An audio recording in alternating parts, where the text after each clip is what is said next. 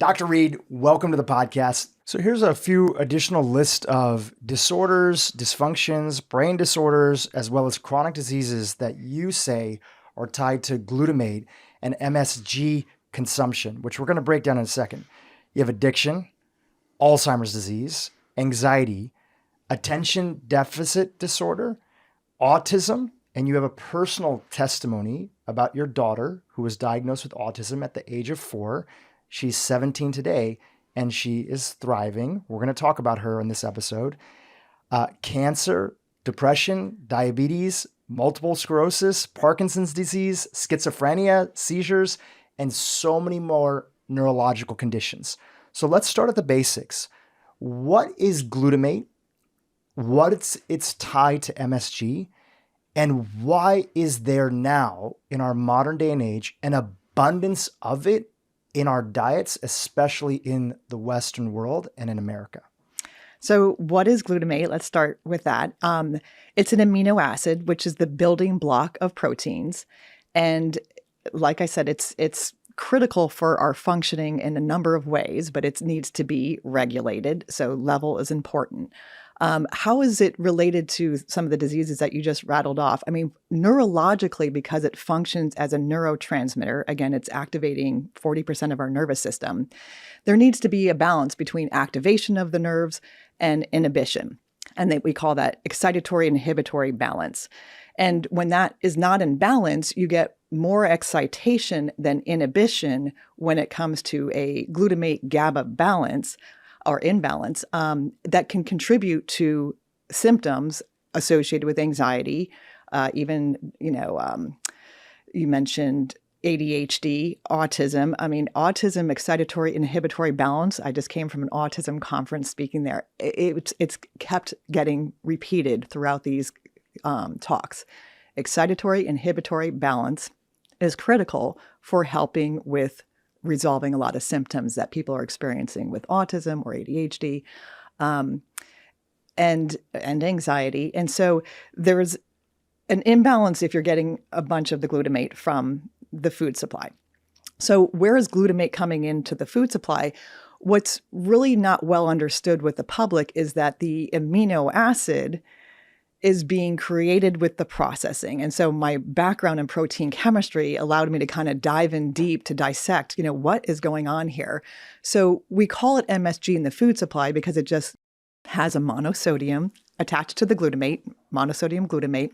So if you have free glutamate, meaning the amino acids, freed up from the foods, let's say from the processing, you create monosodium glutamate essentially. So free glutamate, monosodium glutamate, same thing. As soon as we put free glutamate in our, mouth, it's the same thing as if you were eating MSG pure.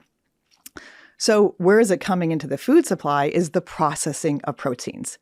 And, we've seen a lot about what, refined sugars or carbohydrate processing does or fat processing does, but there's not a lot of awareness about processed proteins. And so I'm sounding the alarm saying the ultra-processed food category containing, high proteins are going to create free glutamate. And people are just not aware that the MSG glutamate connection from processed proteins is rampant in our diet. The standard American diet has 10 grams of consumption of MSG per day. 10 grams. That is far beyond any safety study that's ever been conducted under chronic, consumption of that every day, years, months, of consuming that much. No safety study has looked at it at that levels. And even when you go onto the FDA website, you're not seeing 10 grams per day is the average consumption because they're lumping glutamate bound in a protein with glutamate free. And they're not the same. And so the sounding of the alarm is that's not the same. That's like saying, a high fructose corn syrup is the same as inulin. They're not the same. They're completely absorbed and metabolized differently. And so you have one as a polymer and one as a monomer in terms of the glutamate bound and free. And so the levels that people are consuming are under the radar. And so if they're having a health issue, they're not associating it with free glutamate because they're just not aware of how it's coming into the food supply. Let's pick up with that number that you mentioned, 10 grams. Yes. Right? That the average American is having about 10 grams of MSG in their diet on a daily basis. And again, a lot of people know MSG from like Chinese food. Exactly. Or this. It's the thing that gives things their flavor, the umami. And many people are listening and saying, okay, the average is 10 grams, which means that if you don't think you're eating a lot, somebody else is eating a lot more. Where is the source of this? For example, we know the top consumed vegetables in the United States are potatoes and tomatoes. Not because people are eating a bunch of potatoes by themselves or tomatoes. It's in the form of French fries, ketchup, pizza sauce, ultra-processed foods. So when it comes to glutamate and this MSG exposure at 10 grams, what are, if you would say, or based on your research, like the top 3 sources or the top 5 sources of where people are getting this exposure from? So the top source is hydrolyzed proteins. And let me give you, some examples that everybody can relate to. So I like to mention the gluten protein. So the gluten proteins, a class of proteins found in wheat and barley, for example. And the gluten protein, has a bunch of amino acids like, any protein, but it is comprised of 25% of glutamic acid in that protein. But if you are subjecting it to ultra processes like hydrolysis through fermentation or fat, processing, fermentation, so you think about breads, and baked goods, a lot of those things that they're hydrolyzing that gluten protein, it will start to break apart those peptide bonds, creating free amino acids. And because there's so much glutamic acid in there, you're freeing up a bunch of glutamate from the gluten protein that then is acting as a glutamate or MSG. And in fact, glutamate was named because of its abundance and its discovery in the gluten protein. They used to make MSG by hydrolyzing gluten. So it's well known that it is a source of MSG because that's how they used to commercially produce MSG, was to hydrolyze the gluten protein. And could you just define the word for people that are not familiar? Hydrolyzed. Hydrolyzed, right? Like, yeah. So that's just a fancy word where just to add in, because people are thinking, again, not that we regularly recommend bread on this podcast, but help us understand hydrolyzation and bread making in especially the Western world today and largely increasingly around the world. Compare that manufacturing process with this sort of ancient process or more I want to say prehistoric because we probably weren't making bread. Breads and grains are probably about, 25,000 years old, 50,000 years old based on different estimates, which would be the, sourdough type of, bread. So could you just explain and kind of contrast those in the explanation of hydrolyzation? Right. So hydrolysis could come about from a number of different, food manufacturing processes. So let's just take fermentation with the example of the breads. So you've got your wheat, which evolutionary, it's actually been genetically modified to be gluten enriched. So it's now protein rich wheat that we're consuming. So there's more gluten protein. And we are typically, you said sourdough, which is lactobacillus, but we typically are using yeast fermentation and a lot of active yeast cultures there to make the bread nice and fluffy and yummy. And that fermentation process, depending on the extent of time, so the longer the duration of the fermentation, the more that those microbes are acting upon that protein and breaking apart the peptide bond that holds these amino acids together. So that's hydrolysis, is that it's breaking apart the peptide bond that's holding these amino acids together. And now the amino acid's free to go about its business as a free amino acid. So hydrolysis is just referring to the breaking apart of the peptide bond in the protein. So taking a step back, I was saying, what is a list of the top food sources based on sort of data that you've come across where people are getting this 10 grams of exposure? We'll get to the FDA in a second. Their own website says, well, MSG and glutamate is not a big deal, right? And again, you have your own take on it, which we're going to talk about, but let's just start off with that 10 grams. So gluten, and especially hyper-processed gluten, not made in a way that it used to be made, including genetically modified wheat to be higher concentrations of protein. That's one example. So people would get that in cereals, processed cereals, breads, processed breads, and muffins, baked goods. So anything that's sometimes you can have just ground up wheat in a cracker that's not going through an extensive amount of hydrolysis. But again, it depends on that process. If they're adding some acid and if they know it's creating MSG and that increases profits because people are liking that, they have an incentive to try to tweak the palate in their favor. So, pizza is a great example here. So we've got the dough that's typically going through a bunch of gluten hydrolysis. And then cheese is my next one. So dairy, casein protein is also high in glutamic acid. And again, we're not drinking raw milk where it's not going through a process. I mean, some people are, but it's illegal in many states. And it's usually going through the cheese process, which is typically adding a bunch of cultures to that dairy to create cheese. And again, that fermentation process is creating glutamate, free glutamate, as a function of fermentation time. So the aging. So more aged cheese as well as the fermentation time of that cheese will create more glutamate. So you throw that onto the pizza dough. And then the tomato sauces that are part of Domino's pizza, for example, they're typically adding processed tomatoes with tomato powder or tomato paste where they're trying to make it more glutamate concentrate coming from tomato, because whole tomato actually has a little bit of natural glutamate, but they're making sure they're creating a concentrated source of glutamate with some of the processing, like tomato powder or tomato paste. So then you've got that on there. Add some salami, which is cured meat, and it's fermented meat, again, fermented protein. So let's just take pizza. Domino's pizza, not to pick on Domino's because a lot of these, commercially available pizzas are similar. You probably have 5 grams of MSG in that pizza. In the whole pizza? Or are you thinking one serving? No, per serving. Which would probably be at least 2 to 3 slices. For me too. 2 slices, yeah.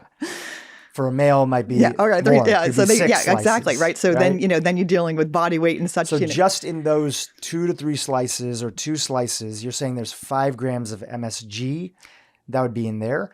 Part of the reason that it's in there is because it's the natural. I want to say natural.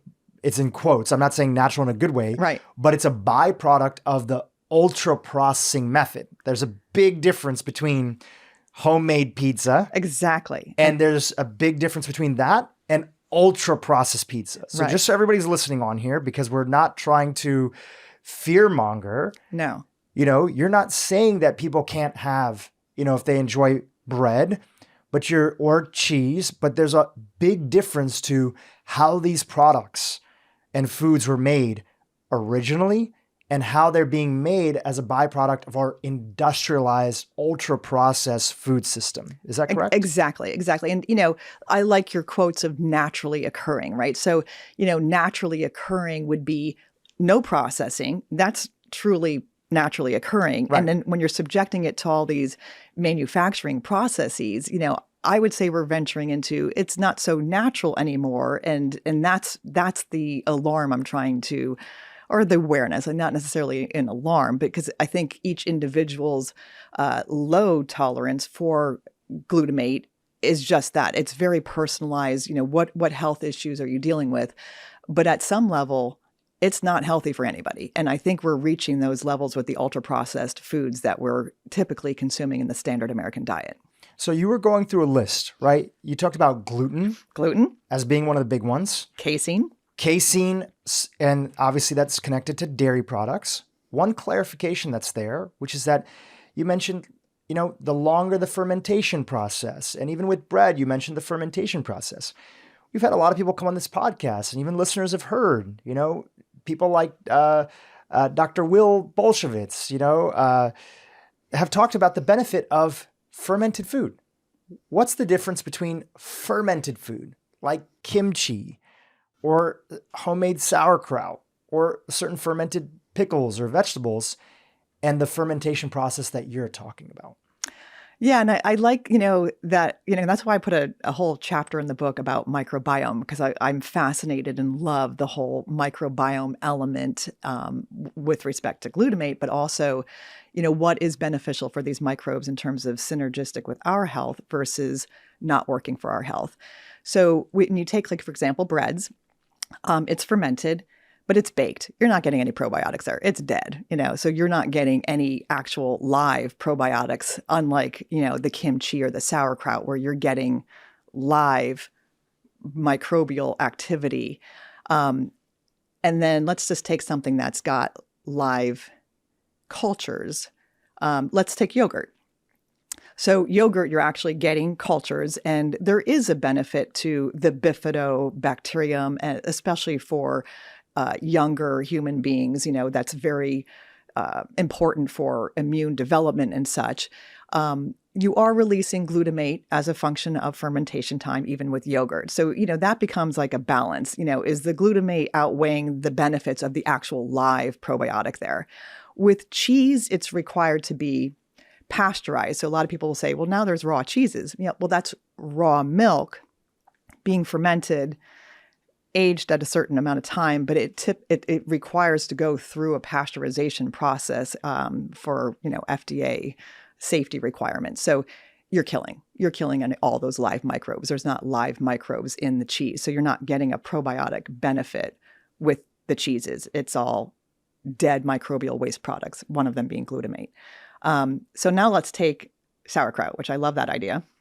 Now you have these microbes that are being trained on fermenting fiber, which is exactly what we want in our gut. We want the microbes to be fermenting fiber, preferably in the large intestine, not the small intestine. And that produces the short-chain fatty acids that are providing an important fuel for our cells in our large intestine. That's synergy. That's beautiful.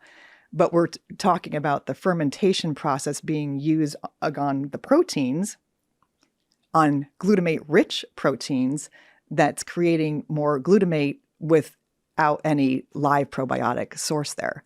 So the bread, it's dead. Cheeses, it's dead.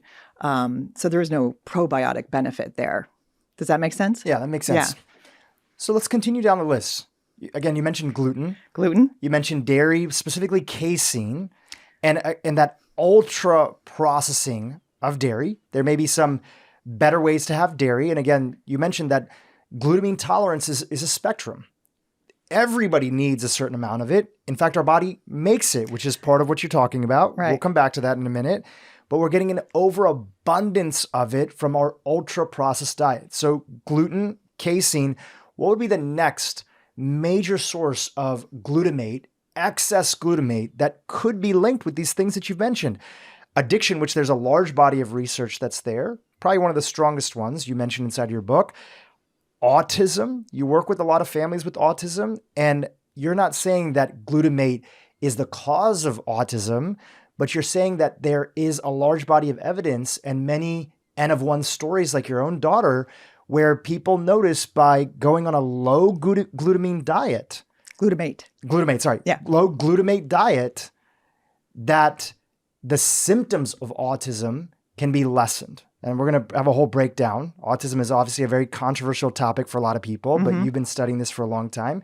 So what's the next major source after gluten and dairy? Yeah, I'd say, with the dairy industry, the dairy industry was getting a lot of pressure, for those that were making cheese, because whey was a waste product of cheese. So there was pressure about using whey. And we started to see whey protein entering the food supply as the ideal, protein and such. And so you're seeing, like in protein powders, protein bars, things that are protein enriched. You see whey concentrate isolates or whey protein, whey protein concentrate is the buzzword for they did something to it. So whey and soy, I would say, are the next two. Like soy sauce, because it's a fermented soy protein, you get MSG from there. And the whey concentrates that are being dumped into the food supply to figure out how to use this cheese waste product has been entering the food supply for the last 10, 15 years, much more so than when we were consuming more milk than cheese. So those were the next two, is processed soy and processed whey. So whey protein, for example, is something that I have inside of my diet. I get it from a grass-fed source that's there. Do you have any sense of what levels would be coming? Like if somebody was having, whey protein is consistently sort of listed as one of the most bioavailable. Previously on the bioavailable index, egg was the highest, level of bioavailability. And then when whey protein came out, it was so bioavailable that they listed it as number one in terms of its bioavailableness for protein concentration. So how much MSG is coming for whey protein? This is me just genuinely asking for myself. Right, because you're using the whey. Because I'm using it. Yeah. And again, this goes back to your larger idea, which is that you're not saying glutamate in any form inside of our diet, because there's even things like mushrooms that have it. Correct. You're talking about this total load that's there that over long periods of time, and we don't have safety data on it, is there a link with a whole list of brain disorders and chronic diseases? So any sense of how much glutamate would be in a serving of whey protein? So, the protein are you consuming it in a whey, or the protein powder? Mm-hmm. Yeah, protein powder. And I like to raise awareness with protein powder specifically because, again, it's going to depend on the manufacturing process. But when you have whey protein concentrate or whey protein isolates as the actual ingredient label, there's a big, huge range as to how much hydrolysis of that protein can exist under that label. And so the consumer doesn't really know, based on that label, how hydrolyzed that protein is. Again, hydrolysis being that it's breaking apart that, peptide bonds and creating free amino acids. There's about 15% of the whey protein that contains glutamic acid. So you have a percent, if it's completely hydrolyzed, you're getting 15% of that protein intake as MSG. So the answer depends. So then you go to the actual manufacturers that might have that in there. They have no idea. Oh, we just get this from the supplier, or we don't, So they're not really testing it. There's no end product testing required for glutamate. So there's not really an awareness to the consumer as to how processed is that whey protein in your protein powder. So it could be completely hydrolyzed under that label. Most manufacturers, you're saying, don't even know themselves. Right. Can you independently test a product for the level of glutamate in it? Yeah, it's like I said, it's not required to be tested. Mm-hmm. And I did look into that thinking maybe that's the business, maybe that's the, benefit I provide to society is I come up with a testing, method to do independent testing on products to provide that to the consumer. So there are, mass spec is probably the best. That's kind of my favorite. A mass spectrometer. A mass spectrometer, which is quite expensive to send. Yeah, $500,000, Well, the actual device is quite expensive. Yes.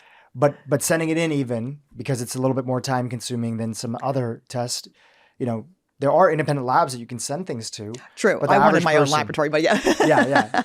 And I would love to have a mass spec in my garage or something. But, so liquid chromatography attached to mass spectrometer would be like one method that you could use. There are enzymatic colorimetric assays that you could use, but, you're then having to come up with sample processing depending on the type of food, and you'd have to have that all worked out in your methodology to accurately and reproducibly be testing that in different food products. So your, question is it possible to test it? Absolutely. There are a variety of different methods out there. End product testing for glutamate is not required, so people aren't doing it. Before we continue down the pathway of getting into your story and how you came about this, a big part of what we're going to be talking about today, and we're going to go through a lot of the nuances of a lot of different categories of foods and conditions and your own daughter's story in this, but largely just so that people don't feel like, okay, I get it. Like everything we're eating is toxic. I got to avoid every single thing in the world. This is another list of stuff that I have to do.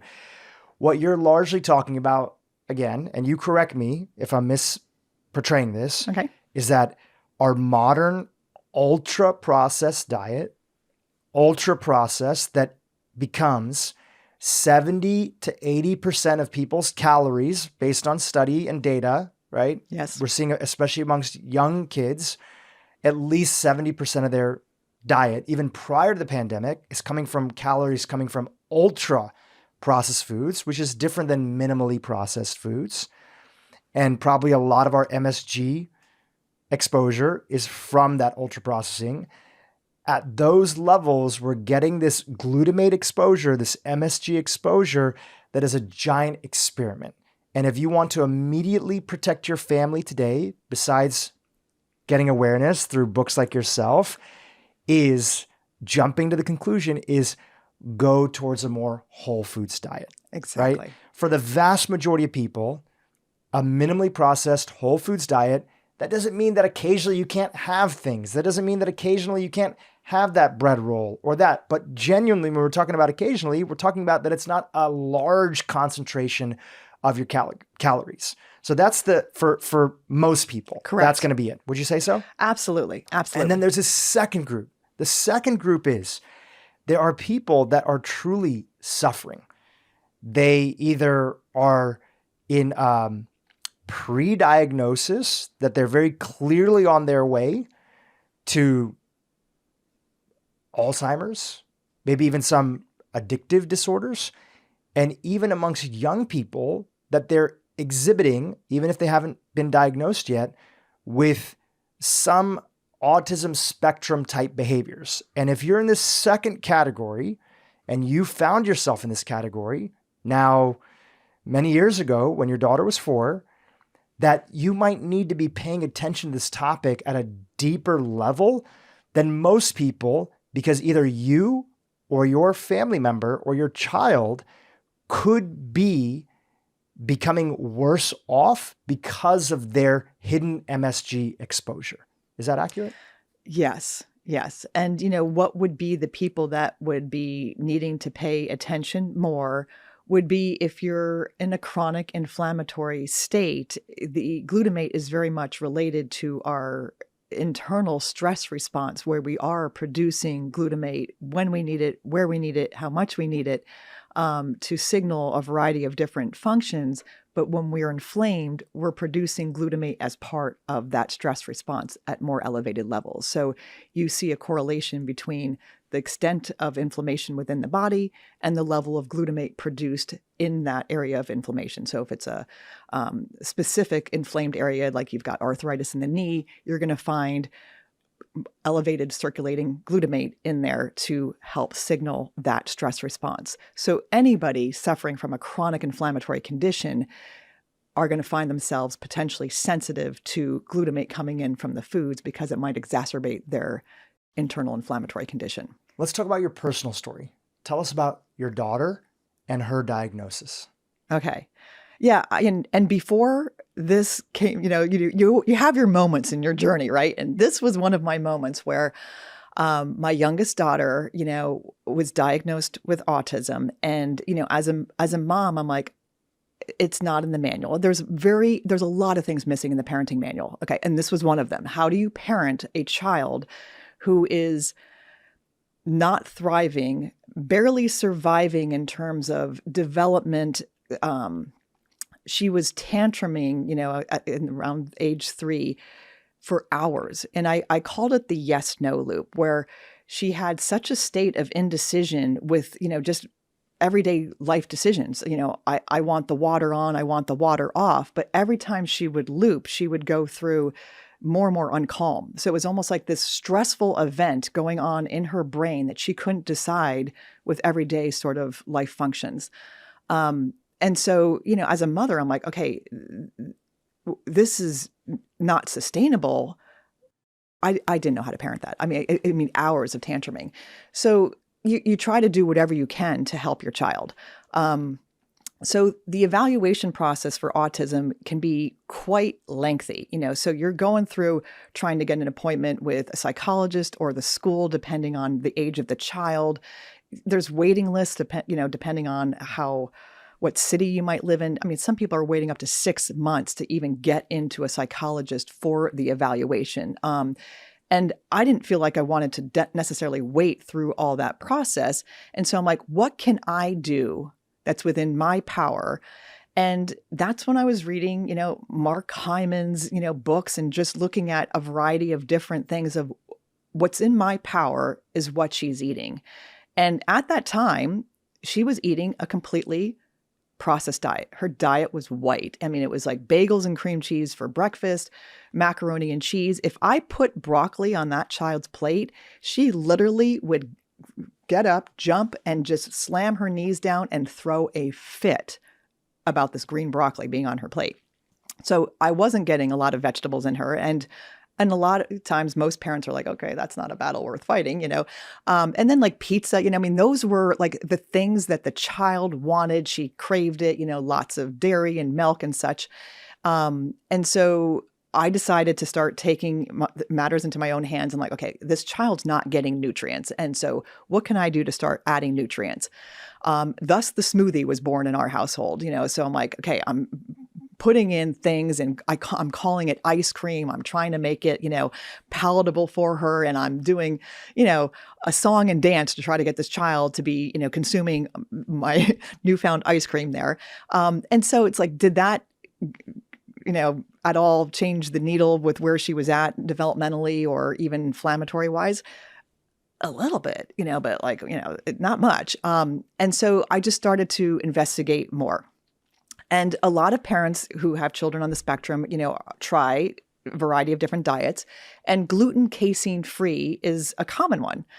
And, I'm like, I don't know what's going on with this, but okay, we've got a lot of that in our diet. So let me try removing gluten and casein. And, that was an education process. And my grocery cart changed significantly because I couldn't believe how much gluten and casein, were being consumed in our diet. So removing those. And I started to see significant changes in her behaviors. Now, she was still special needs school. She was still, developmentally delayed, but eye contact, a little bit of imagination. Like I didn't even realize imagination wasn't there until I started to see it, appear. Her language was still significantly delayed. And like I said, she was still in a special needs school. But I was like, okay, so we did that, for maybe 3 or 4 months. And I'm like, okay, I wonder what the connection is, why those proteins, removing those proteins had such a significant benefit. And so I started to dive in deep, and just like, and so I'm a protein chemist. So I'm looking at the amino acid structure of gluten and casein. And I'm like, okay. And I'm like, wow, there's a lot of glutamic acid in here, And so I just started on Google Scholar, glutamate and autism. Bam. I mean, it was just all over these Google Scholar, peer-reviewed literature, but not just autism, a bunch of other, disorders or diseases that I mentioned in the book. And so I'm like, glutamate, what? And so I wasn't even making the connection there about glutamate and monosodium glutamate at that point, because it's not very well known.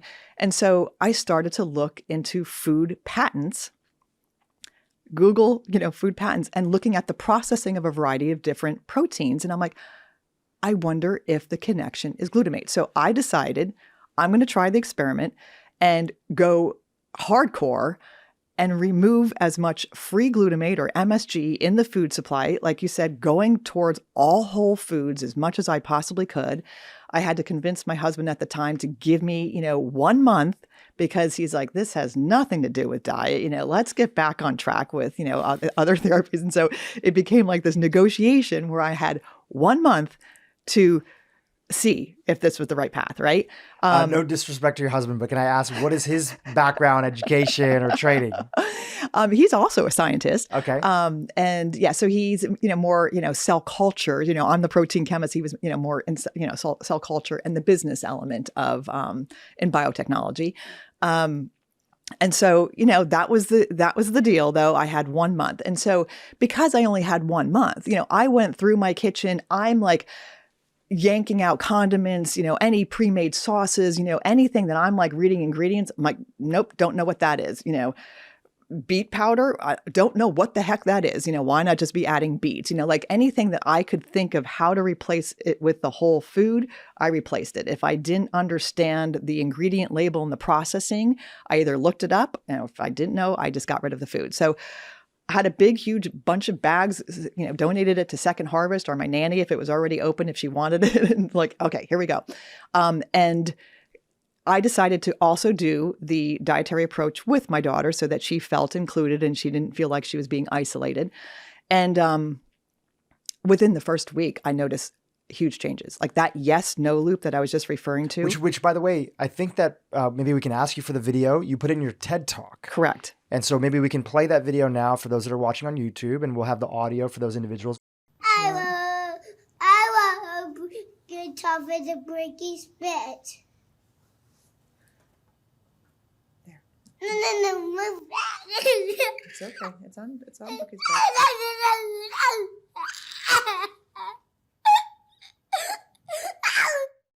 I believe the video, if I'm correct, is your daughter deciding about whether or not she wants the blanket on the bed, off the bed, on the bed, off the bed. I was like walking on my tiptoes here on the eggshells, like what's going to trigger that yes/no loop, because it was horrible. I mean, I didn't know how to help her out of it, but it looked like it was so emotionally painful to her to be experiencing it. So then in 1 week, for example, you said you noticed a behavior. What did you notice? Yeah. So the yes/no loop didn't occur, from gone. that point forward, gone. And that was something that was, at least once or twice a week on the gluten casein-free diet we were having it. So it was less frequent, but we were still, encountering that. The language, I couldn't believe. It was almost as if the channels of learning where that there's a neurological signaling with learning anything, but it was almost like the channels were open. This child was now looking more interested when people were talking, was responding to her name better. And then language where, she didn't even understand any questions. If you asked her, what is your name? How old are you? The most, basic questions that are typically asked of a 4-year-old, she couldn't answer that. She would try to do it from memory, but oftentimes if you asked her how old she was, she would say Brooke, because she remembered the answers. Oops, Taylor. Right. There's a video I think you have also of her in the park, and she's trying to explain something. She's not playing with other kids, which is something you highlight in your TED Talk, but you cannot understand what she's saying. Right. Right. So I didn't understand, so not only was she not answering questions, her art, articulating her words, you couldn't understand her. So in that first week, it's like you could start to see she was interested, and she started to do 1 to 2 word sentences that I was understanding, so that's within the first week. Like I said, the yes/no loops completely went away. But the other thing I have in the TED Talk is just the lack of expression on her face. You really weren't able to see a child that was experiencing joy or happy or engaged in her world. And it's like all of a sudden you're just seeing more life and expression on her face, including joy. And that's first week. Now, did language catch up to her peers in that first week? No, it took about 6 weeks for her to relearn language. And we were going to speech therapy at that point. So the speech therapist is like, I don't know what you did. And I said, diet. And she's like, she's caught up to her peers. I mean, we can kind of continue this and, but she wouldn't even qualify for speech therapy at this point. So it's like, we're seeing the therapy, element drop off. And what was so, as a mother, just touching to the heart was seeing her engaging with people and enjoying that. Her little friends. And, I called her the Pied Piper at that point. She loved initiating play with the park. And so you see the park scene in the TED Talk where she's oblivious to the children. And now she's like the Pied Piper. She's engaging with children and asking them to play with her and play tag. And what I find fascinating when I was putting that TED Talk together, she was about 6. So she's doing great. She's thriving. In fact, she lost her diagnosis at that point. And I'm putting, together some slides and such. And so she's kind of, interested because she's seeing herself on the video. And she looks back at the time of some of the park scenes and she's like, why am I not playing with children? And I just thought that was fascinating that she couldn't even relate to her not playing with children as a 6-year-old. It was just fascinating to see like the neurological wiring just firing. So that was my story. And so I didn't know what to do with this information because I just felt like, okay, I am thrilled that we are on this track. So I decided to go to a couple like Parents Helping Parents, little community meetings in my local area. And this one woman's like, why don't you come to my house? I would love to hear, she had a daughter also on the spectrum. And I'm going through with her in the kitchen and just like she's, ripping out her pantry that, reminded me of the days of me doing it too. And it was adorable. Like 2 days later, she says, I literally dropped my coffee cup this morning because my daughter said, "Hi, Mom." And she wasn't talking before that. Wow. And what age was her daughter at the time? Do you remember? She was 4. She was 4 years old as well. Incredible. No language before that. Wow. Yeah. I mean, it's mind-blowing. It is. Right? It's mind-blowing. Yeah. And of course, again, because this is such a touchy topic for so many people, we're being clear, and this is where you have always been clear, especially with your science background, is that you are both sharing your story honestly. And just like this other friend of yours whose daughter had this experience, there's many other families. People reach out to you all the time through your website, which is, if you could mention. Yeah, unblindmymind.org. Is the name of the nonprofit. Right. And I've been doing personal consultations now for 10 years. Yeah. So I have. Yeah. So 10 years of people reaching out to you. Every case of autism spectrum disorder is different. And there's going to be different things that are going to be the culmination of things that might be exacerbating those symptoms for one child versus another, right? But you've seen enough of these situations to see that there does seem to be some sort of link between total levels of glutamate in the diet and maybe other components, because you're switching them to whole foods. A whole food diet. They're staying away from excess calories from ultra processed food anyways, which means that they're not getting exposure to high fructose corn syrup. They're not getting exposure to a whole host of other things that you're generally going to not get exposed to when you're staying away from excess chemicals, pesticides, because you're also steering families towards organic. So you can't just say that it's glutamate, but again, your hypothesis is that you're removing a lot of these foods that would have it. So it's not that these families are not having, meat anymore in instances. They're just having not super ultra processed meats, and instead home cooked meats that are there. So it's essentially, they're still getting that protein if they're choosing to eat meat, for example, just as one, but they're not getting all the bad stuff associated with this ultra high hydrolyzation or ultra processing. And how many would you estimate families that you've seen a significant difference in their child who has autism or is on the spectrum, that being a significant difference from going on a low glutamate diet? Yeah. So, and we did surveys to kind of find out, how people were, feeling that the lifestyle change was worth the benefit. And so 85% were saying it is worth the effort. We're seeing improvements in our children. Now, like you said, you've met one person with autism.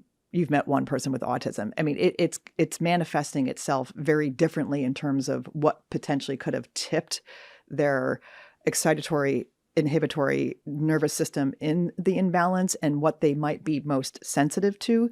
So I work with clients where I'm like, okay, let's start with the basis of eating healthy is going to be a necessary ingredient with as part of the journey. I do work with a lot of microbiome imbalances too, because I do think that's a significant part of the gut issue kids, and there's a lot of them.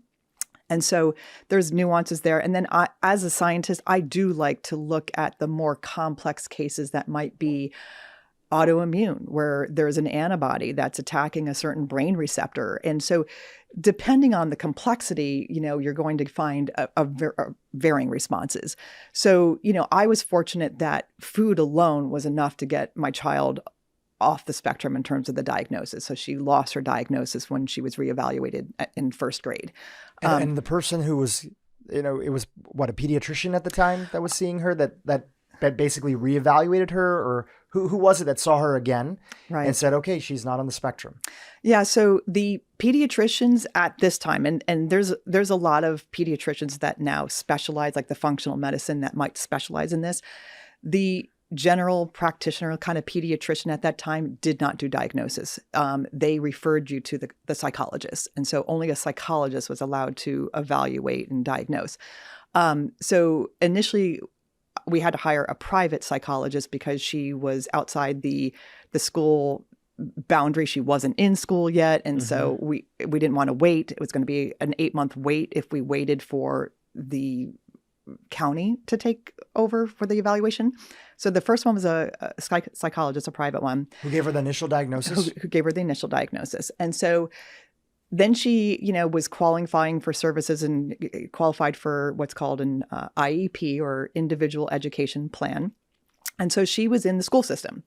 And we just signed her up for normal kindergarten because at that point we were like, we didn't have any concerns with her. So we didn't tell the school at that point. When she went into school, we didn't even tell them that she was on the spectrum. And so all of a sudden they get notified that she has an IEP and they're about to be dinged for not having this student as part of the IEP process. There's no individual, education plan for her in the school at that point. So the special needs school was a preschool. So we went from preschool into the regular school system. And so in first grade, they're like, oh my gosh, the district's, we have to reevaluate her. We don't have her with any sort of, individual education plan. And so they were kind of panicking because they were behind the 8 ball and evaluating or providing they thought they were the going to get in trouble because they dropped the ball. They dropped the ball, right? And they didn't even know there was a ball to drop, right? And so I'm like, yeah, let's go through the process again. So it was a 3-member team that consisted of a psychologist, a learning specialist, and there was some other, I think it was not OT. There was another third member, and I forget, what her specialty was, but it was a 3-member team that, was part of the school evaluation process for evaluating and diagnosing. And we get to the table and they're discussing the results and they're like, this was the best IEP evaluation we've ever done. And she didn't even qualify for a 504 accommodation, which is just a much more minor school accommodation for children that are, have some sort of deficit. It didn't qualify for ADHD, nothing, And so she went from the 5th percentile in a learning developmental issue to the 79th. So that's, we were seeing it in the numbers when she was redoing the test. And can I ask a question, which is, obviously it wasn't the same people that gave her the diagnosis as reevaluated her, but it was a 3-person team. And I've heard this a lot. I mentioned to you before we started recording, there's a friend of mine, Dr. Teresa Lyons. She works with a lot of autism spectrum individuals, was one of the first podcasts that we had on here. And I've heard this from her. I've heard this from other friends, moms, families that have gone through this, that when the child got reevaluated, that there was a sense of, oh, they must have been misdiagnosed. Was that the case with your daughter? No. I was observing the changes also in the channels, and she wasn't learning to, like her peers when she was, in the throes of, I would say, her state of inflammation. There was a lot of inflammation going on. So, was physical signs of her face was just like very, very rosy cheeks and red eye shiners and, bloated. Her gaze just wasn't there. So there was just so many things as a parent that you're just noticing your child's not looking well. But the yes/no loop, And if I could interrupt, Yeah. you definitely, and obviously with your training as a scientist, you had documented it, you had seen it firsthand. I was less asking in terms of, was she actually misdiagnosed versus the doctors coming in and saying, oh, somebody must have given her a misdiagnosis. Right. Was there any pushback or was there an openness? At the time, I think, just like you do now, you live in California and you live in an area that's generally known to be kind of like pretty healthy, Northern California. So there might have been more openness. Was there openness, or did people push back and say, there's no way that she went from that to this? What was the sense? I mean, I think, when as I was getting interviewed for certain things, I mean, the layperson was saying she was misdiagnosed, so there was definitely that kind of feedback from the person, observing on the outside. I know what was happening. The private psychologist was very thorough. It was like a 3-day process, and she interviewed, all much of the family members in terms of what they thought. I mean, it was a very thorough process that she ended up getting the initial diagnosis. And I agreed with the diagnosis at that time. Of course. Yeah. But so building on that, were they like, what the hell are you guys doing? Like, because they had probably, as you mentioned, they had never seen that type of transformation before. Oh, at the Were school, they asking you mean? you questions, or this 3-panel team? Oh, yeah. Were they asking you questions? Oh, yeah. Were they starting to say, what are you guys doing? We need to talk about this with other people. Or was this kind of like, hey, this is an anomaly. Keep doing what you're doing, but we're just going to go about our job. There was a lot of discussion about, wow, and I said it's being managed through this dietary approach.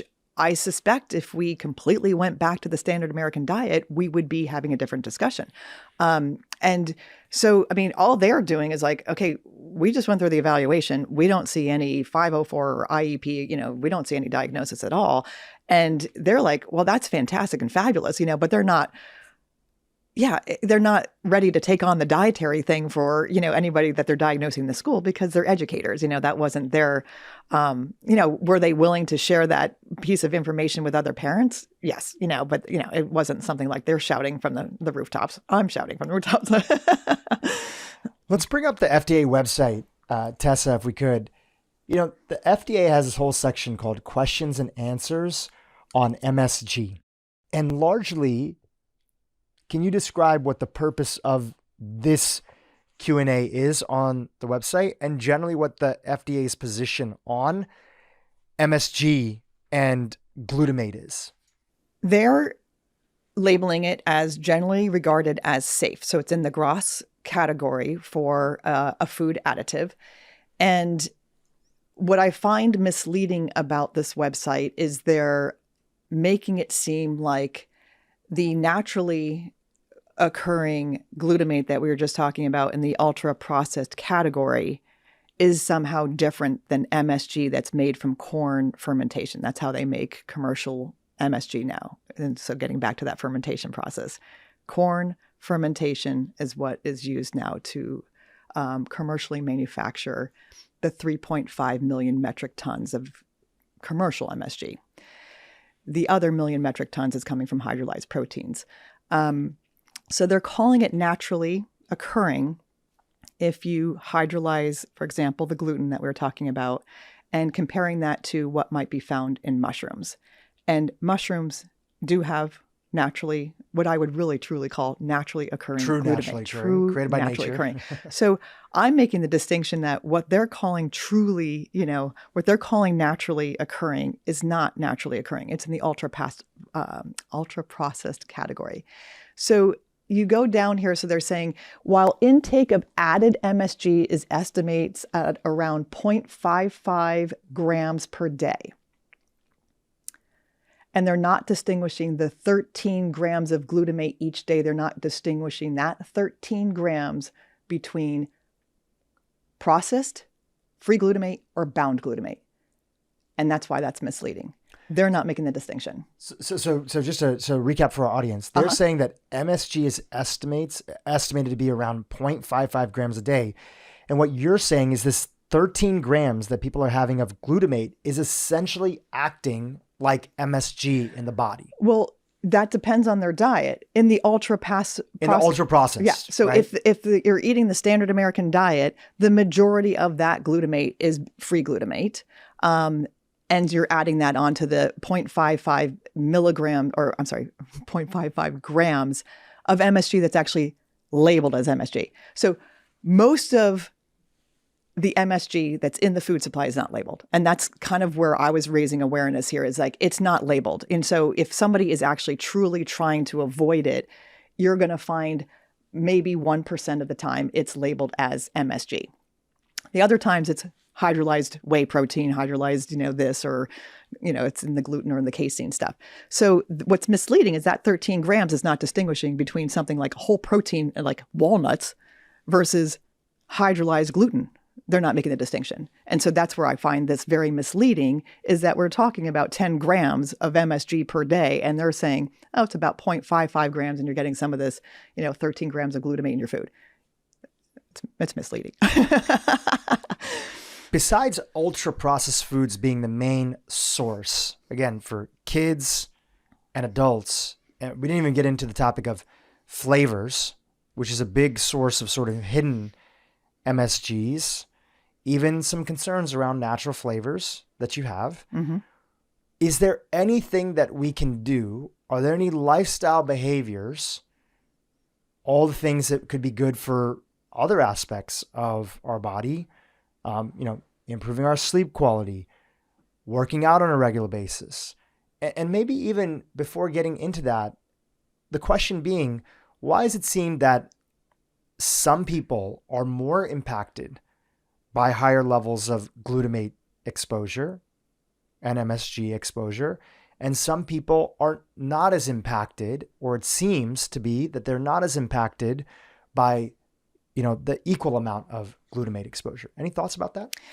Yeah, so that, that gets back to the inflammatory load, right? So we all have, inflammation that we are subjected to from, probably in utero to, all throughout our life. And that, I call it the inflammation bucket, right? So it's like you stub your toe, you cut yourself shaving, you're dealing with, these varying degrees of inflammation, in everyday life. But if you have a chronic inflammatory or a neurological imbalance that is signaling stress, so we get back to the excitatory and inhibitory imbalance, you're now more prone to a stress or inflammation that might be coming in from the diet. So those are the people that are more sensitive, as if they're already dealing with an underlying kind of inflammation load that's elevated. Chronic inflammation load, like a pathogen, an infection that might be there. It could be leaky gut, could be causing, it could be heavy metal exposure. Even obesity, right? Obesity is itself. Mold exposure. So environmental toxins, obesity is the number one source of inflammation that people are dealing with, right? Because they have so much, it's at the root visceral fat. Yeah. That's there. Yeah. Right.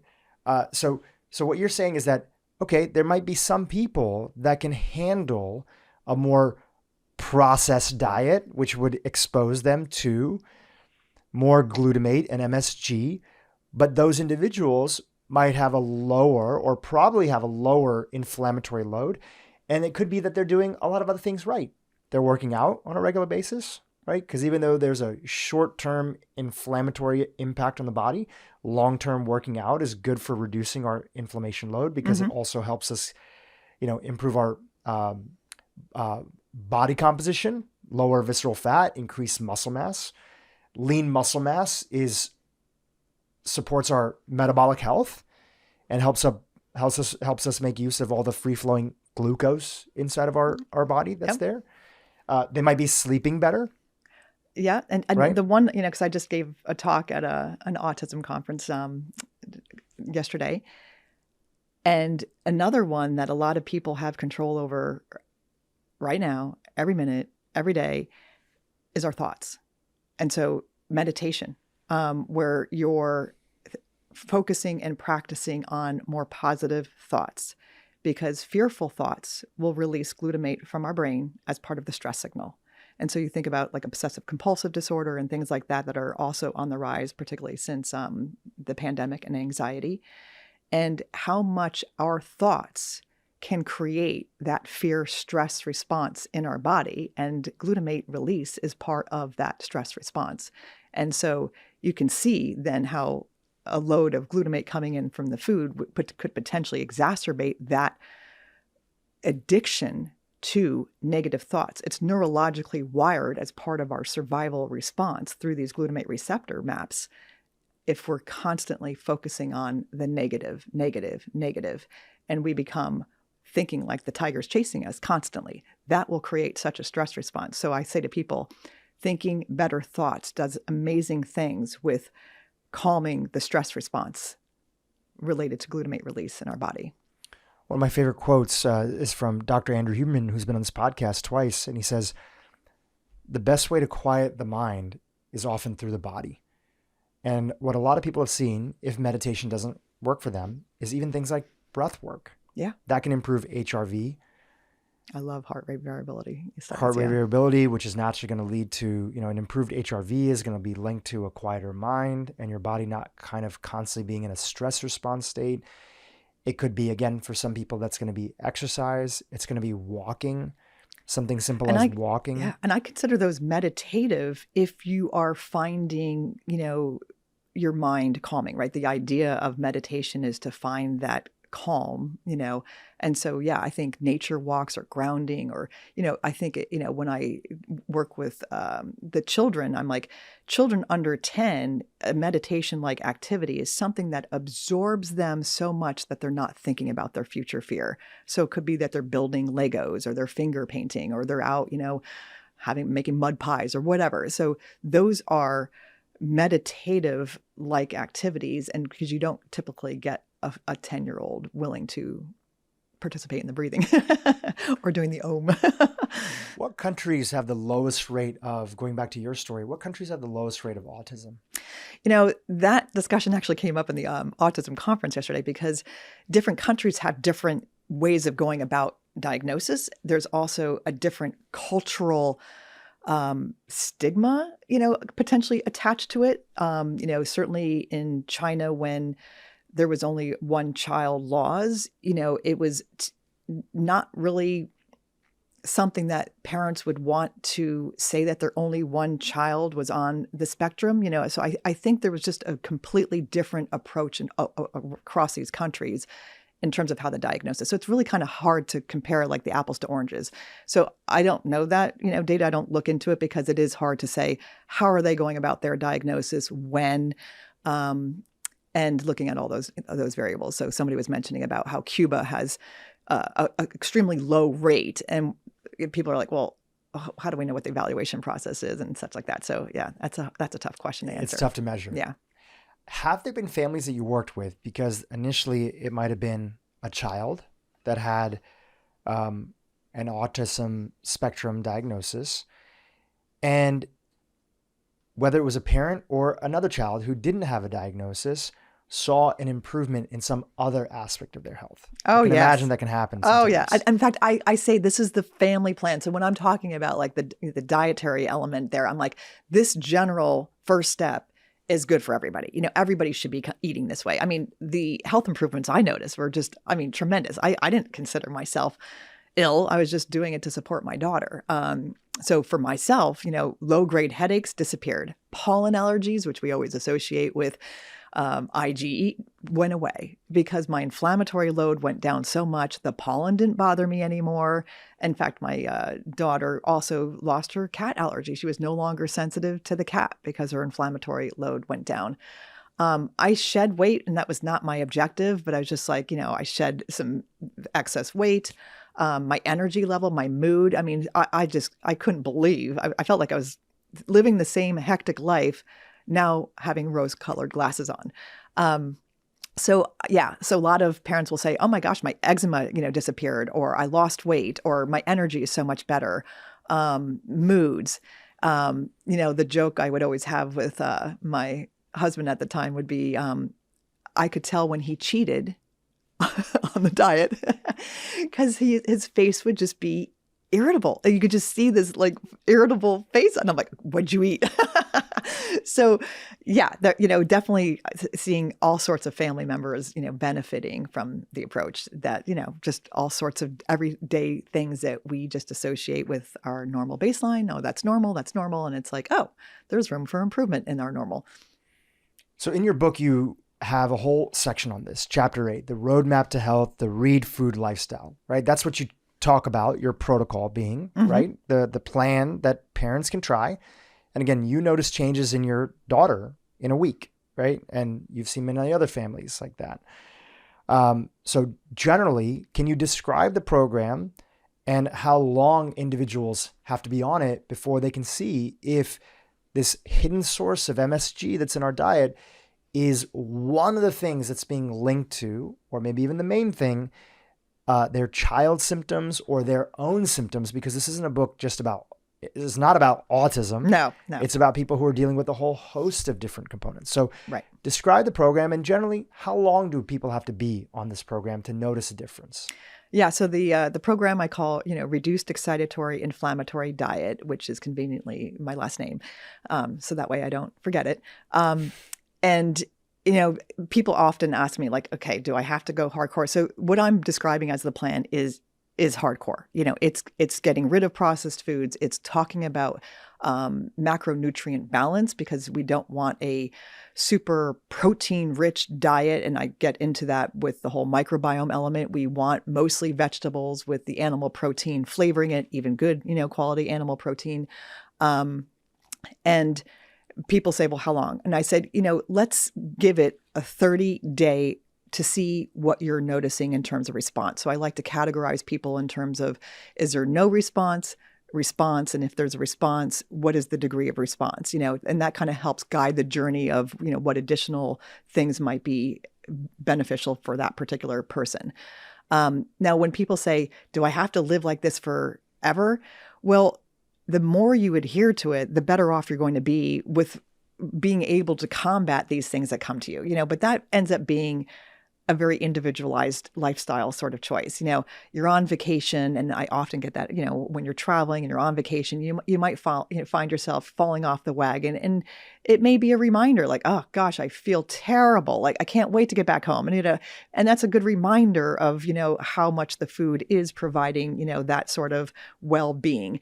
Some people might find like they have an acute kind of inflammatory condition that like after surgery, and it would help them if they were, being really, really good through their healing process. And now they're on the other side and they're feeling like really healed. And, a piece of pizza here and there, they don't feel the negative consequence. And I think that's a very individual question, but the more you're in touch with your body, the easier adults can kind of figure that out. And look at us as adults, with alcohol or whatever, that we're constantly testing those boundaries of, what's kind of overdoing it or, feeling good. With children, it's tougher. And the children are unfortunately being bombarded with the majority of unhealthy choices. And it's really sad. So it's like, if the parents are able to better quality control the foods, at least what's coming into the house, and, giving their children the best, chances of, here's our family value. We really emphasize health here. And, they're more likely as adults, independent adults, to come back to that roots, and they'll realize, okay, yeah, I actually feel better when I'm eating better. And they'll be able to better associate that because they had some of the training early on. So I say to people, like, it's a lifestyle. And it's called lifestyle for a reason. It's not something you just do for a little bit and go back. If you're going back to Doritos, you're gonna inflame yourself. And not to pick on Doritos, but I saw it. But a Dorito here and there, what is it doing? So personally, if I'm like at a holiday party and I love cheese, and I'm like, oh, I'm just gonna have one. Oh, I'm gonna, I feel hungover if I eat too much cheese now, because I just like have removed that much from my diet now that I feel the consequences of that inflammatory kind of load. So, but that's going to be a very individual journey for most people. Yeah. And you're not saying that, well, actually, let me ask you,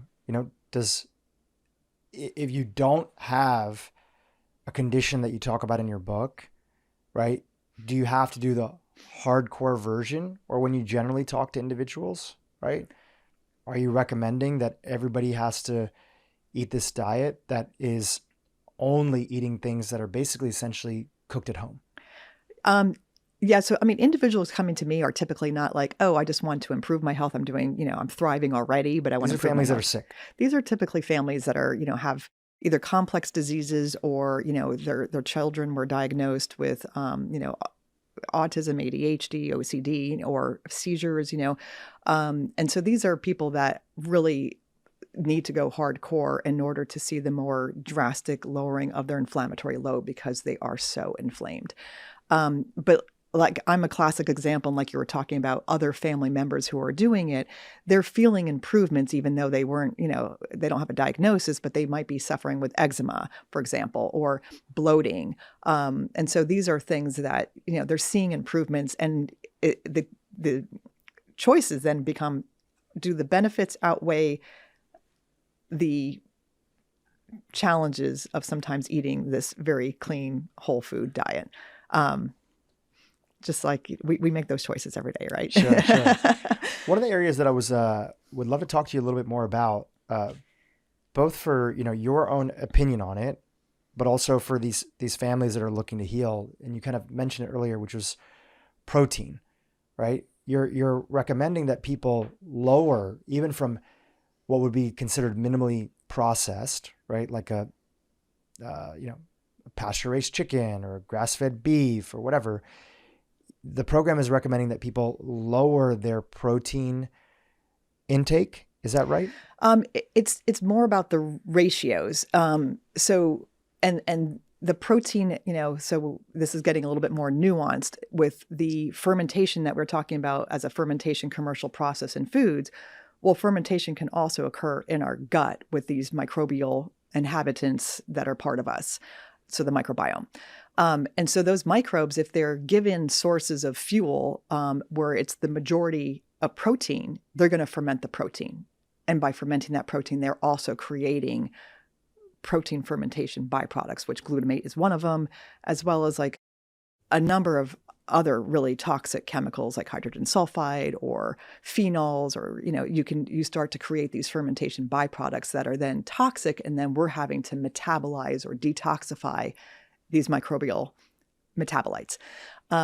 So what I'm trying to emphasize here is the ratio of animal protein flavoring your bed of medley fiber-rich vegetables. And so that you're then focusing on fiber fermentation in the gut that is more synergistic with health than protein fermentation, even carbohydrate fermentation, which creates a lot of alcohol.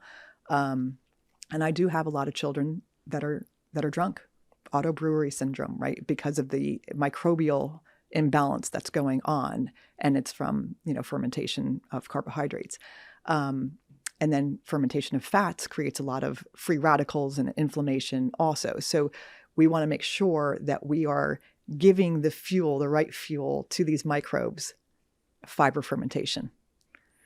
So part of what I'm hearing you say is that, in your view, it's the right ratios, but the other part of it is that also fixing the gut and the bacteria that's there to, generally if you have a healthy gut, right? Like on a daily basis, I strive to have about 140 grams of protein. And a big part of that is that as I turned 40 last year, I'm not diagnosed with any chronic disease. I feel like You look like you're thriving. I feel like I'm thriving. All my blood work shows that I'm thriving. When I did my body composition breakout using caliber testing, I saw that I was essentially skinny fat, even though prior to me upping my protein, and I was getting a lot of my calories from prior to, let's say, like me going down the wearing like a continuous glucose monitor and other things. I'd eat a lot of carbs and I'd eat a lot of fat, even though they were from largely like whole food sources. I was getting a lot of excess calories that would come from those things. So my body composition was off. And then I met a friend of mine, Dr. Gabrielle Lyon, who's really big on sort of muscle-centric medicine. And she kind of changed my viewpoint on things. I started training regularly. I got measured, and like a lot of Indians, I was in that sort of skinny fat category, right? Had a little bit of a belly, but just like a little bit. But you look at my arms, my legs, I'm skinny, right? I was like, okay, I don't want to be that because muscle is so important as we age. It's protective. So I started upping the amount of protein. I started shifting my macros a little bit personally to me, and I started training more on a regular basis. And I was able to get into that sort of more ideal window of about 14% body fat for me. And I was able to add about 9 pounds of lean muscle mass that was there over a period of like 9 months. And I'm asking this because as I was reading your book, part of what I'm paying attention to is that even though, I've generally avoided a lot of gluten products. Dairy was kind of what got me started on this journey, is that I had terrible acne growing up. And then I took dairy out of my diet and my acne went away within about a month. Yeah. Now today, I've sort of figured out, and I don't try to demonize any major categories of foods, and definitely not macronutrients. I don't demonize carbs. I don't demonize fats. I don't demonize protein. I used to, and then I just learned more and more over the years from talking to incredible people that doesn't really do us any good. But I'm mindful about the sources of these foods, right? I'm mindful to get the vast majority of my protein outside of maybe 20 to 40 grams of whey protein that I'd get from a protein powder, which I want to send to a testing facility. I'd love to talk to you. I want to go to get it tested. Yeah. How much MSG is inside of this process? Yeah. How much are you hydrolyzing? And then can I make a better protein? You know, can I make a better protein powder that's out there? Well, if you're doing like smoothies, what I say to people is like, just add flax seeds and hemp seeds and, nuts and seeds, which have a fabulous whole food, protein, fat, fiber, mineral source. Done. The only challenge with that, and I was vegan for 7 years, and out of those 7 years, I was a raw food vegan for 3 years, and I was the one touting this, and I was telling people, look at what gorillas eat. Gorillas eat nothing but like leaves and fruit, and look how big they are. It's not the complete story, because the bioavailability of protein and the amino acid breakdown, we've had Dr. Don Layman on the podcast, who's a major protein researcher, is that it doesn't lead to muscle protein synthesis, primarily because flax, hemp, these other things are very low in leucine. And it's not that you can't do it. It's just that the ratios are off in the total complete amino acids that turn into muscle protein synthesis. So it's not that there's not protein in it. It's just that it doesn't exactly turn into egg. Right, eggs. Right. So just add egg to your, So totally. I eat eggs. Yeah. All I'm saying is this, is that I am trying to be mindful now, especially after reading your book, about, hey, okay, cool. Let me pay attention. Let's see. Is there a low glutamate protein powder that's still highly bioavailable, right? Whether people are eating a vegan protein powder or whether they're eating, an animal-based protein powder. But I'm also now a little bit more mindful about, I don't eat a lot of it, but okay, I might have some turkey cold cuts. That's going to be a more processed version. My guess would be that glutamate would be higher than that. Correct. Compared to getting a more minimally processed. Would that be accurate? Yes.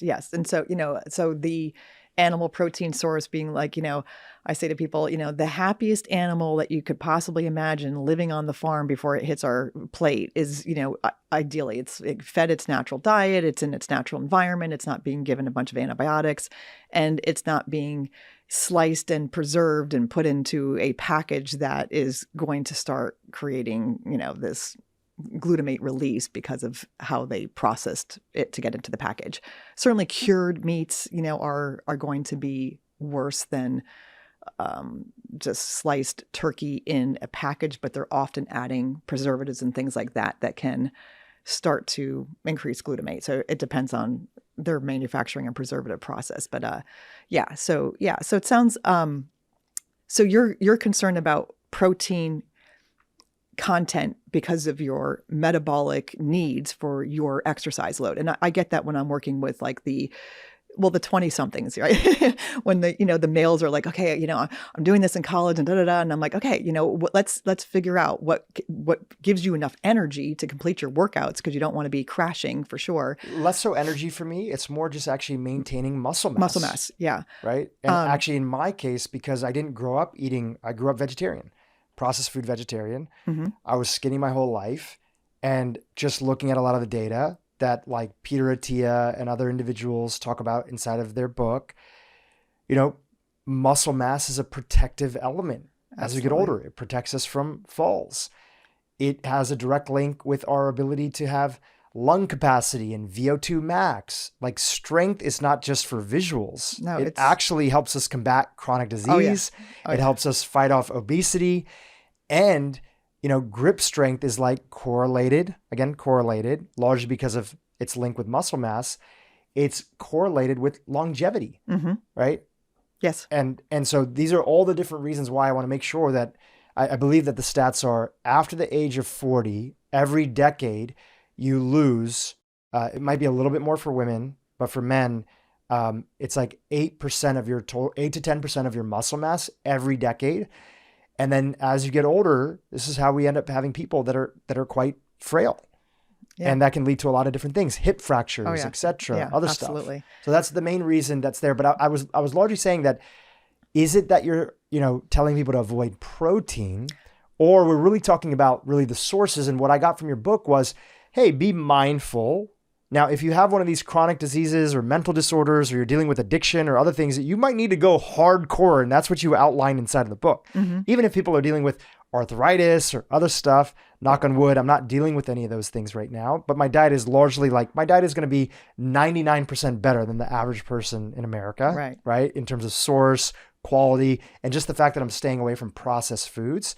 So maybe some people have to go hardcore and they're going to get the benefit, just like your family got the benefit. For me, the takeaway has been, hey, even for myself, I'm going to be a little bit more mindful about, maybe that's why I ate that food and I had a headache that day. Right. Oh, maybe I'm going to take the precautionary approach with these proteins and say, let's look for a better alternative to, I don't know if there is, but what's the cleanest version of a whey protein that exists out there? Right. Or if I'm going for, cheese, for example, I'll share with you, even though I don't drink milk or anything, when I have raw cheese, that you get like at your local co-op or supermarket, I don't get the breakout. I don't feel like off a little bit if I have a lot of dairy that comes from more pasteurized. And again, that could be the connection from what I'm reading in your book. It could be this connection to glutamate. Right. And something like a newer cheese like mozzarella is going to be a heck of a lot better with the MSG content than like a Parmesan, aged, or like Kraft Parmesan cheese is probably, more loaded than, even normal Parmesan cheese. So yeah, there's a huge range even in the whole cheese category of, what that MSG content or free glutamate content would be. And the protein thing, it's mainly about what I'm saying is the ratio. So if you're at least giving the microbes their share of fiber and you're adding the protein there, I'm hearing more and more about these carnivore diets where it's like a lot of animal protein specifically versus like plant protein, where I'm like, okay, that is going to set up the microbiome for fermenting proteins. And we know that's associated with a lot of inflammation in the gut and, throughout the body. Have you heard a little bit about, sorry to interrupt, have you heard about some of these modified carnivore diets people are going on, where now the latest trend is, and I'm not on a carnivore diet, but like people like Paul Saladino and other individuals, their carnivore diet is they're eating, obviously a lot of the organ meats, the muscle meats, etc. But now they're having honey and they're having as much as fruit as they want. That's kind of like the latest on the carnivore diet. Yeah. You have any thoughts on that? I would think if the protein is outweighing any other category there, you're setting up for protein fermentation in the gut. In terms of calories? So calories. When you say outweigh, what do you mean exactly? Like by what measure? Yeah, that's a good point. So I'm doing it by weight. And it's really kind of thinking about the animal protein flavoring the vegetables in terms of like not encouraging protein fermentation in the gut. And so, but calories wise, I'm like, okay, each person's going to have their own, metabolic rate, their exercise level and such like that. And I'm like, eat as much as you want, consuming in the ratios that meets your body's energy needs. And how do we know if we're in an energy balance? Well, weight's one, but like muscle mass, are you meeting your energy needs And I'm like, yeah, eat as much as you want. And sometimes when people are in the inflammatory survival response, they're burning through energy, So when I'm working with some kids that are stimming, that is incredibly energetically. I'm like, that child likely needs to eat every hour and a half, make sure it's balanced so that we're not, throwing off the balance of microbial metabolism, and getting their macronutrients, in each meal, and feed frequently, because that child's burning through energy. And I can see it on metabolic reports and such, that the Krebs cycle is all messed up, and, just kind of like, wow, this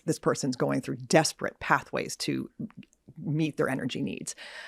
So I love data to kind of help support that too, but it's like, I'm all about, making sure you're getting enough protein, but making sure that the ratios when you're consuming it aren't encouraging protein fermentation. So if that makes sense about the message. I'm sure you've heard this for, families that you work with, or even friends. People go to Europe, and the same foods that they eat over there, even things like bread, even things like cheese, even things like baked goods, that they feel different than they feel in the US. First of all, have you heard that? And is there any connection to glutamate, do you think, when families share these anecdotes with you? Yeah, I feel like I experienced that also going to Europe, but I do hear that. I mean, I do have a lot of clients in Europe also that are kind of like, okay, especially when I'm speaking with the Italian family living in Italy, and I'm saying, okay, cut the gluten, cut the dairy. Like, do you know who you're talking to? That's like the Italian diet. I think the milling process of the gluten is different, and the fermentation processes, which would relate to, the degree of processing going on in the bread category.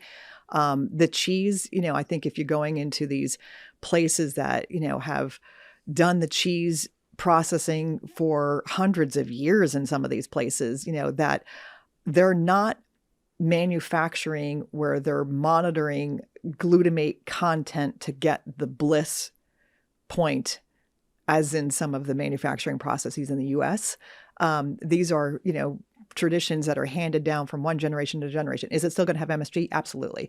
But I think the extent to which they're trying to tweak and get that bliss point, where they're monitoring glutamate, they're not doing that. These are just, things that were handed down from generation to generation, old artisan kind of cheese things that I don't think have the same content, same processing as the US. So different cultures being used, different processes, I think can contribute to that different effect.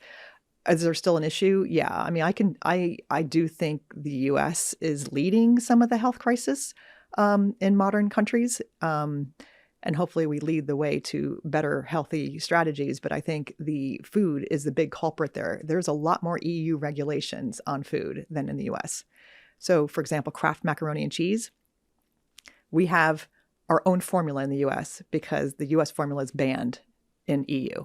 So rather than just have the same formula for EU and US because EU is more strict, no, they're going to continue to give the US the one that's banned in the EU. So they've got tighter regulations. Skittles banned in EU. It's a popular Halloween treat as we approach Halloween. So I do think there's some differences there.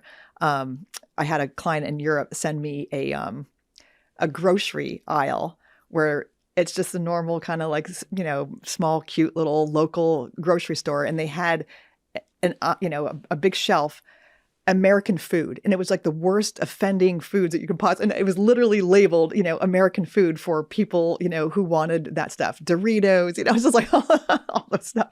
And I'm like, they're probably not eating as much of that too. But yeah, so back to your point with the gluten and the cheese though, specifically, they are processing it differently. Any data on, an upper limit of what would be a safe level of MSG that people would be finding in sort of dietary forms? Is there sort of a level that you've seen when you talk to, especially a lot of the more forward-thinking functional medicine doctors, clinicians, researchers, maybe people at this conference, that it's like, hey, up to this level is like, okay. And when we go beyond it, that's when we start to have problems, whether that's on a daily basis or Is there anything like that? So the amount found naturally in foods, like truly natural foods like walnuts or broccoli or mushrooms, I think that is around the 0.5 gram per day level that the FDA is mentioning, that, but they're associating it with the actual chemical MSG. That is probably what people are consuming on a truly natural whole food diet element. And I do think that's well tolerated. We are evolutionarily conserved to have, glutamate in our foods, signaling part of, okay, this is ripe. This is a protein-rich food, and it helps signal the brain and the pancreas and all these digestive sort of functions with naturally occurring glutamate in truly whole foods, not processed. And I think then you go beyond that with your processing, then it becomes an individual question, of what's going on with your genetics, what's going on with your, even your stress levels and whatnot. That's going to be an individual question. But I would say, like, if you're going over 1 gram per day, you might start feel some negative consequences. 10 grams per day, I'm saying we're seeing it in our statistics in our U.S. health. With MSG and glutamate being so pervasive in our food systems, even in a lot of healthy foods, etc., and trying to make this more accessible for especially, typically people who are listening to this podcast are going to be families that have some degree of means. Obviously, there's a whole group of people that are not listening to podcasts. They don't have time to read books. They're working 3 or 4 jobs. They might be in certain disenfranchised, societies. Nothing really changes for them until there's a major awareness shift that ends up happening. What do you feel is that awareness shift, especially for some of these chronic diseases and disorders like autism spectrum disorders? What is that tipping point that will have people wake up? Is it better research? Is it a groundswell of activism? Is it independent companies now starting to sort of test and label products that have high concentrations of glutamate and MSG? What are your thoughts? What actually gets this to be something that the communities that need it the most actually start to be able to have some sort of navigation around their decision making on certain foods that contain high levels of glutamate and MSG? Yeah. And, I think, one, if somebody is slapped with a sudden health, diagnosis, they're typically like, oh, wow, wake up. I need to do something, like cancer. So I'll get people who, were just recently diagnosed with cancer, want to do better with the food. What can they do? And so there's certainly that population that then is seeking more information on there, but there is a lot of suppression of information here that is tying any health condition with MSG at this point. It's just not there. Well, there's some books that are coming out that, luckily I'm not the only one out there, but it's not, bubbling to the top. And then, when you are dealing with people who have diabetes or obesity and they are saying, okay, I'm not feeling well, you might have a little bit more of them probing the research or probing, what's working for other people. And right now, a lot of it is word of mouth before this book came out. And, hopefully, more and more people are kind of putting that association for them. Does that seem to correlate with what I'm experiencing, what I seem to be suffering from? And I think that is, kind of part of the journey. In terms of getting the information out there, there is a woman, actually, she just released her second book, Adrienne Samuels, who talks about the suppression of information going on with this whole glutamate MSG issue. And she took more of the political side, trying to get the FDA and the World Health Organization with labeling, at least, end product testing, labeling glutamate. And there's a reason why there's a $1 trillion international technical glutamate committee. It's protecting the interests of glutamate to be in the foods because it helps their profits. It is addicting. And we know that it is the underlying mechanism of addiction is glutamate signaling in our body. And you stick that in the food, it makes you feel like that food is great. That's how it entered the food supply. That's why it's in the food supply. That's why it continues to be in the food supply. But the International Technical Glutamate Committee depends on the consumers thinking that isn't a health issue. And so it's very suppressed. And you're up against big, huge corporations. And unfortunately, US is very highly influenced by these corporations. From the medical system, what we're calling dietitians, very highly influenced by some of the worst offenders in the ultra-processed food category. So I'm not out to take them on. I'm just saying, for those interested, there's this. It's tough to hit big food. Is there anybody that's doing, or what would an example of a high quality study in relation to glutamate and autism look like? Right? What would that look like? Yeah. And so I did contact like Johns Hopkins University when they were doing a CMS, which is complex motor stereopathies, study, a cohort, which is even a, smaller cohort than autism would be. And they were looking at a glutamate blocker drug for this particular cohort.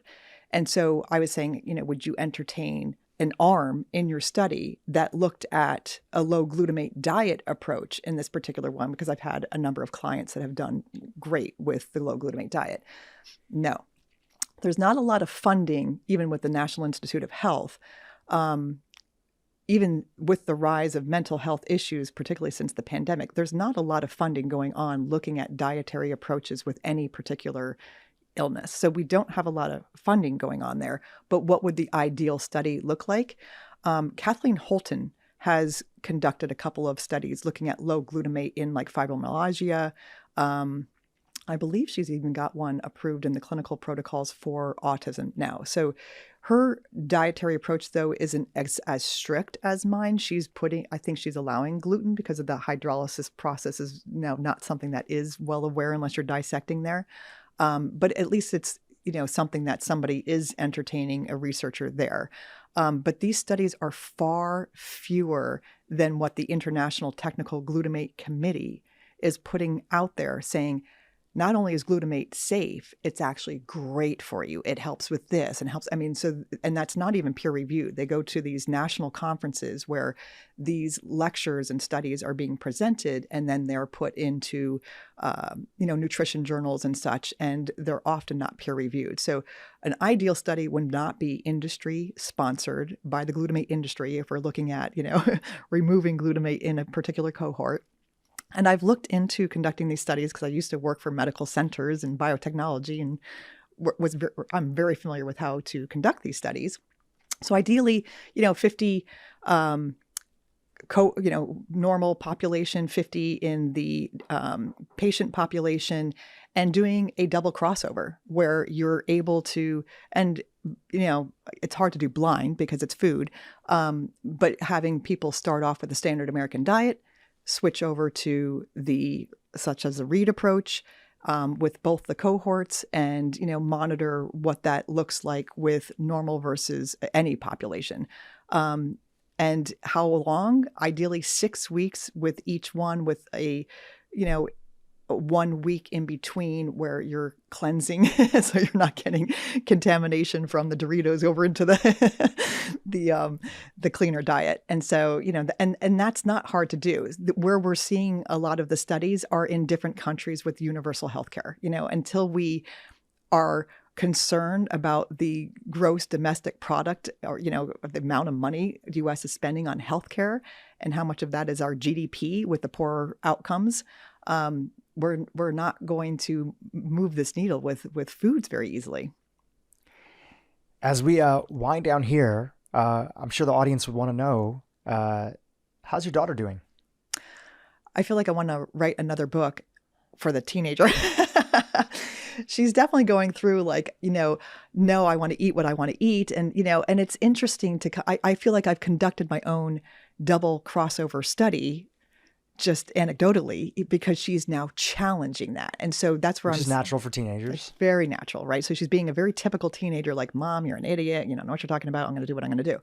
And it's interesting how I'm seeing like more obsessive thinking, or just a little bit more readily stressed over things that weren't stressing her before. So I am seeing more inflammation in her. And my philosophy now is dilution is the solution to pollution. She's not financially independent, so she's on the payroll still. So I'm controlling what I'm bringing into the house, and she's not really desiring to make her own dinner. So I'm still doing those things. And so I'm able to control some of it. But at some point here, I'm like, hopefully in her early 20s, she will come back to the family value here that has helped her tremendously. But there's a little bit of slipping going on. Yeah, which is natural. And some of those changes in behavior, that could even, obviously some of it might be related to food. Some of it could just be just being a teenager. Yeah, but it was so like, ooh. Yeah. Well, like all situations, you have to leave the home, right? I don't know if she's thinking about going to college, or, what the next step is for her after high school. I don't know either. No. What's that? I said, I don't know either. Yeah. But, you have to leave the home, and then you have to kind of figure it out for yourself. Exactly. But the beautiful thing is, and I grew up in a home that was, very healthy. But I was eating like processed vegetarian food in the school. I was eating, I would literally leave school and I'd have like Skittles, Twinkie, Mountain Dew. I'd come home and I'd eat like a really well-balanced, traditional sort of Indian Gujarati, food. Uh-huh. And you grew up with these Ayurvedic traditions and other things. When you get sick, your parents give you turmeric and honey and other things like that. Mm-hmm. Not that we were doing everything perfect, but then it was when I got into college and I started experimenting more and doing this and doing that, and then you kind of always return back to what you feel were those values that made you feel good. Yeah, right. But you have to go through that contrast. Exactly. And your daughter's going to have to go through her own journey as well too. And I just meditate like crazy on it. I'm like, okay, I have to acknowledge what I can control with the 17-year-old at this point. And because she started off with being so independent, she is exercising, her independence and choices in these areas. And I look at some, teens and I'm like, okay, there could be worse things. Oh, totally. Totally. And how amazing that her health is even brought to this level where she can push back a little bit and give me the lip. Right? She can do all these things. She has communication. She has all these abilities because of the transformation that she happened, right? Exactly. So the pushback is all a benefit of how better she's gotten. I know, right? it is. It really is and funny. She's probably going to be ecstatic to hear you talking about her on a podcast. Oh, I know. And, in fact, like, I'm like, maybe, and that's what I like to emphasize. Like, this is no longer about my daughter. This is just so much, huger in terms of the mission I did. And so I don't even like to talk about what she's doing now, because I'm like, okay, because I do want to kind of protect her and what she's doing and her privacy and her choices. And like every teen, she's definitely the thing that I would imagine is that still, not just because your daughter is eating a lot of meals at home, but her diet probably too is like 90% better than, the average American that's out there. So as much as she may not be doing things in your eyes like perfectly, and there's foods that she wants to do, her diet is still better, right? The level of, if you probably equated by calories, just as an easy measure, the percentage of her calories that comes from any food that would be in that ultra processed category, I mean, it's probably going to be less than 10% for her. Yeah. Right? I mean, 10, 15. 10, yeah. 15%. And that's why I'm saying dilution is the solution to pollution right now. I'm just like, okay, I know what I'm bringing into the house. Resilient. Yeah. Right. And then if stuff flares up, or she'll notice this or that, or she'll meet somebody else, she'll be able to dial that in. And it's interesting that I'm noticing some of the increased inflammation. And I think that's about her awareness, and bringing, kind of, that's part of the journey, right? You have to feel it. Yeah. So everybody's it's a journey. Their own it's a journey. That's why I said, I'm like, okay, do I have to write a second book on teenagers? Well, right now you're getting the message out with this book, Fat, Stressed, and Sick, MSG, Processed Foods, and America's Health Crisis. Any final words that you want to leave our audience with? Well, I want to thank you very much for having me on this podcast. And yeah, I mean, I just feel good health. That's my message to everybody. It's all well intentioned and just raising awareness on this issue. How can people be in touch with you, support the organization that you founded? And of course, the book is available. We'll put it inside of the show notes for people that are watching on YouTube. That's just below the the captions and everything, the video. You can find the show notes there. In audio format, you just click on show notes in the Apple Podcast. But how can people keep in touch with you and support the organization?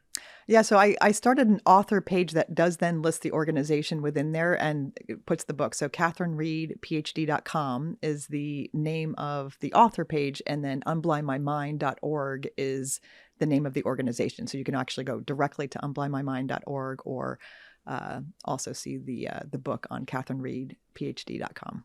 Amazing. We'll have all those links below. Dr. Katherine Reid, thank you for coming down here. Thank you. And for sharing your message, for sharing your story, and talking to us about a hopeful vision. Every year the autism diagnosis is going up. Every year the Alzheimer's diet. 1 in 36. That's what I just heard yesterday. 1 in 36. 1 in 36. Crazy.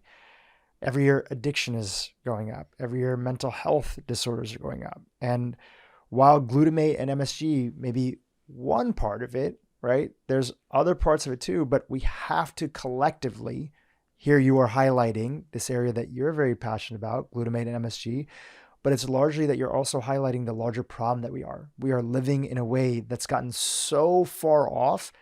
Yes, it brought a lot of beauty. It brought convenience. There was a point in time where many people in this world were dying from not having access to any calories. Right. Now people are dying from chronic disease and obesity more than people that are dying from lack of calories and hunger and severe starvation. Obviously, we don't want people to die from any of those things. And it's through education and awareness that we can collectively, as a human species, change that. So thank you for doing your part in it and coming on this podcast to talk about your journey and your story. Yeah, and thank you.